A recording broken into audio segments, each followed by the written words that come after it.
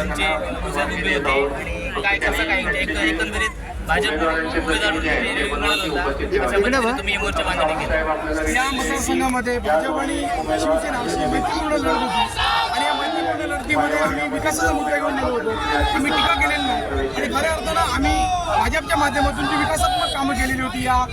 ZP मतदारसंघामध्ये त्याला खऱ्या अर्थानं मतदारांनी त्या ठिकाणी झुकतं माप दिलेलं आहे आणि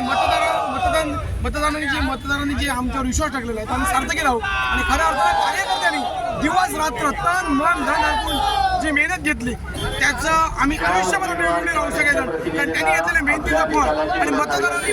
दिलेला आशीर्वाद हे खऱ्या अर्थाने विजयाचं गमक आहे।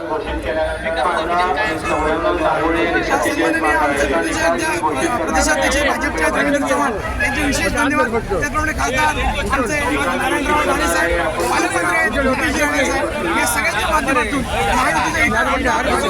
त्यांच्या माहितीतून सगळ्यांचा हातभार आम्हाला लागणार आहे आणि विकासाचं विजन म्हणजे आमच्या गावामध्ये आमच्या पंचायत समितीमध्ये आमच्या झेडपीमध्ये जी विकासात्मक कामं रखडण्यात सर्वसामान्य जनतेला ज्या सेवा सुविधा मिळायला पाहिजेत त्या आणखीन चांगल्या प्रकारे मिळण्यासाठी आम्ही प्रयत्न करू आणि मतदारांनी जो दोन्ही उमेदवारांवर विश्वास टाकलेला आहे तो खऱ्या अर्थाने सार्थकी राहू। आणि आणखीन एक महत्त्वाची गोष्ट म्हणजे मळेवाड कुंडुरे गावातील लोकांसाठी